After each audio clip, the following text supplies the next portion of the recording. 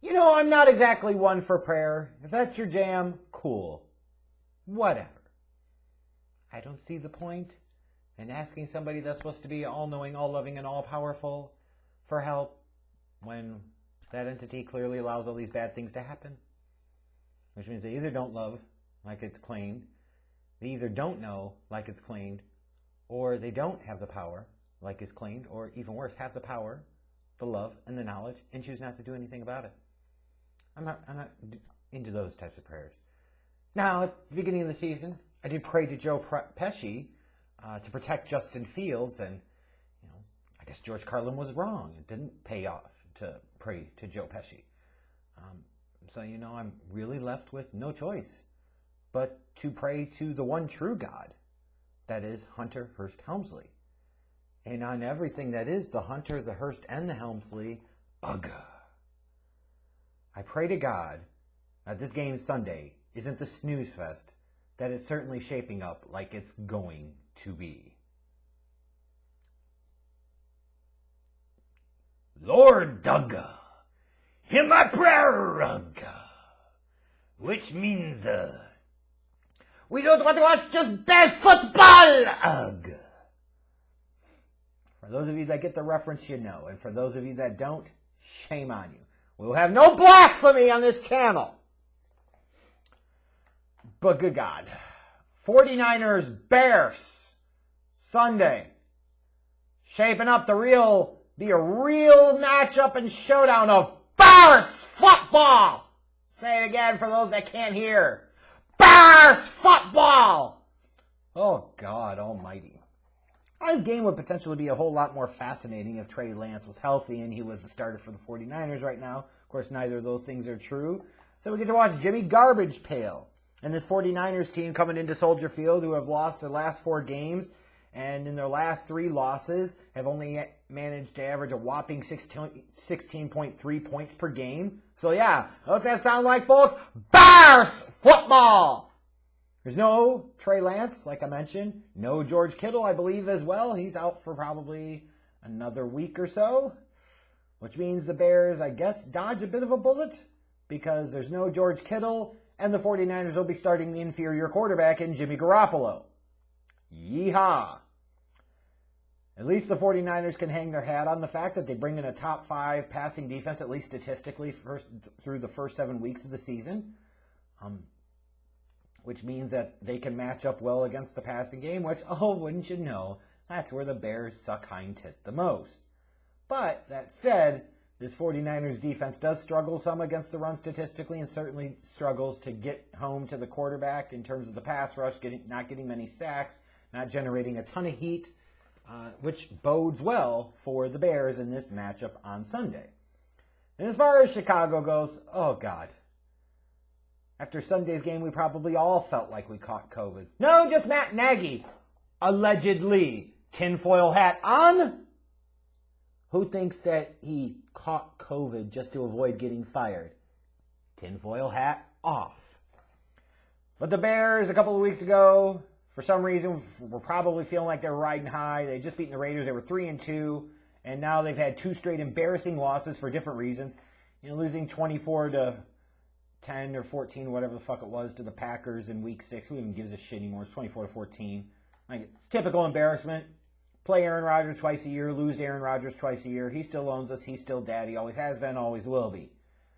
So losing that game is embarrassing. But then on Week 7 on Sunday, to go in a featured spot and get boat raced like this they did, 38-3 by the Buccaneers, was just painful. Bears football! So now, of course, the Bears are sitting at 3-4. Bears football! A fucking long dick away from the Green Bay Packers in the NFC North race. Bears football! This feels about right, doesn't it? It's about where you would expect it would be at this time of year. And it truly is Bears football. Fans trying to pretend that the defense is great, but it's not, and we got to stop. It doesn't mean you need to criticize them as much as the offense. I'm not stupid here. Obviously, there's a clear, distinct difference between the two. But we need to stop pretending like the defense is great. The defense only looks much better by comparison because of the shitty offense that is on the other side of the team. And you look at this Bears offense, it's the epitome of the Bears. They can run the ball, but they can't score points. The passing game absolutely fucking sucks. And they're trying to ruin yet another young quarterback that they took in round 1. See Rex Grossman. See K-Mix Suckass. See Mitchell Trubisky. Bears football! And then, to make matters even better, it looks like they're going to be without Khalil Mack on Sunday. I'm sure that's a great indication of things. So a team that scored 13 points the last 2 weeks and has given up 62 points will be without their superstar defensive player on Sunday. What about Matt Nagy? May or may not coach the team, and please try to tell me how him not being there would necessarily be a bad thing.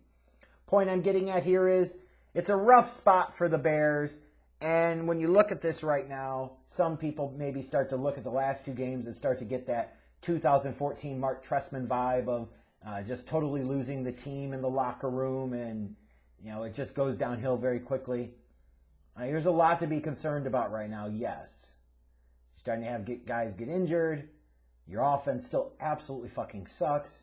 Your young quarterback is not developing in any real meaningful, tangible, obvious way. Your offense is getting worse, if that was fucking possible. Yeah. Bears football! And I really look at this matchup coming up on Sunday, and you say, well, where's all the in-depth analysis and all that? Who gives a shit? This game comes down to one thing. Which offense can induce more boredom from the opposing defense first? Lull them to sleep and surprise them. Now, obviously, for the Bears, it's a good matchup for them offensively in terms of this team can really run the ball. They absolutely can. Because, of course, Bears football! So one thing that you've always been able to do typically offensively is be able to run the goddamn ball. Well, you're against a 49ers defense that can be had on the ground. This is a 49ers run defense that is vulnerable. So that matchup suits the Bears and is exploitable for them on Sunday, which means you could see a healthy dose of Khalil Herbert, a lot of attempts on the ground, trying to hide Justin Fields, which is the worst thing for his development because Bears football! And then for the 49ers, yeah. They lost to the Colts on Monday night, having to travel over to Chicago on a short week. I'll say the biggest thing that surprises me about this game is I know the Bears got embarrassed the past 2 weeks, and they suck. I've been under no delusions about that. But last time I checked, the 49ers are pretty shitty too. They're on the road, and they're still 4.5-point favorites, which shows how little respect the Bears are getting from bettors. But also feels a bit ridiculous to me. Because if you factor in some type of 2.5, 3-point home field advantage in the line, it means people are thinking that the 49ers are a touchdown or slightly more than a touchdown better team than the Chicago Bears, which just feels fucking ridiculous. It absolutely does. These are 2 of the 10 worst teams in the league. No question in my mind about it. The only real disappointment is this matchup could have meant a whole lot more if you had Trey Lance versus Justin Fields. That matchup would have had some sizzle to it. Justin Fields versus Jimmy Garbage Pail just doesn't have the same damn ring to it. It doesn't. And this is exactly the type of game that you look at and you say, the Bears would find a way to win this game to try and salvage hope and be 4-4, 8 games through the season, 500, Bears football! And it would surprise me one bit if they did that. It's harder for me to pick this game, although I think there are some matchup advantages here for the Bears that can be exploited, specifically with the rushing attack. But, we'll see. But it's not good. It's a lose-lose all the way around. Either they lose, the Bears go to 3-5, and Matt Nagy will still have a job, so you got to suffer through that asshole for 9 more games. Or they win, now they're 4-4, you get a bunch of dumb dick Bears fans on social media trying to pretend like this is the start of something, trying to convince themselves, con themselves, lie themselves into believing something that is just absolutely not true. For 49ers fans, the only thing that should have mattered this year was Trey Lance. Of course, Kyle Shanahan, being the dumb dick, did not start him week 1. And you're going to come up with some type of excuses for why you wouldn't. Well, that's what they are. They're dumb excuses. I know he's hurt right now, but where'd you really think you were going to go with Jimmy G? I mean, come on.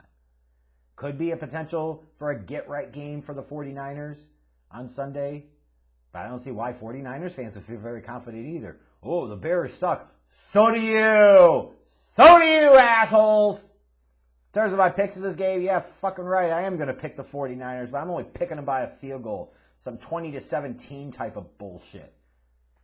Like, am I really supposed to expect either one of these offenses to have a big day? No. Am I really supposed to expect that either one of these quarterbacks is going to have a great day? Hell no. This will be some 1980s style football. What type of football, you ask? Bears football!